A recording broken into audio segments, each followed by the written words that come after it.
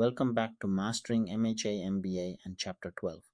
In Part 1, we saw how perception shapes the way we see others.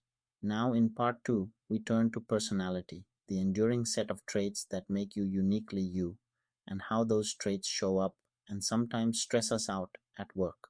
The most respected map of personality is the Big Five. 5 broad dimensions, each a spectrum. Extraversion, how outgoing and sociable you are.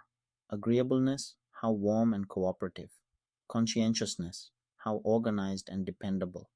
Emotional stability, how calm and secure. And openness, how curious and imaginative. Everyone sits somewhere on all 5.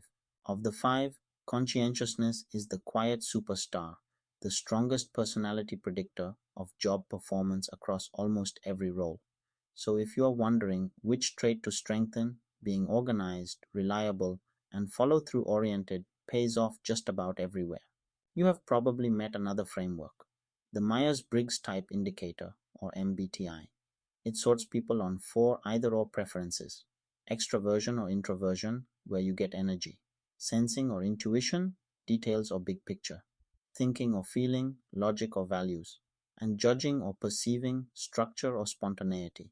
It is popular and fun, though psychologists debate how scientific it really is. Beyond broad traits, a few personal conceptions strongly shape work behavior. Locus of control: do you believe you control your fate, or that outside forces do? Self-monitoring: how much you adjust your behavior to fit the room.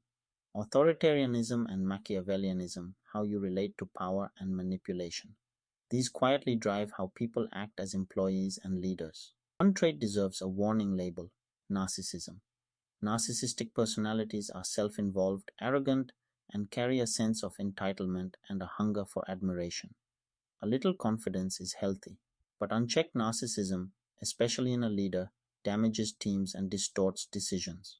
Now let us talk about the flip side of a hard-driving personality: stress. Stress is the tension that comes with heavy demands, tight constraints, or big opportunities. And people with a type A personality, impatient, competitive, always racing the clock, tend to generate a lot of it, often for themselves. But here is the nuance: stress is not all bad. A moderate amount can actually sharpen focus and boost performance. That is constructive stress. It is only when stress becomes chronic and overwhelming that it turns destructive, hurting both performance and health.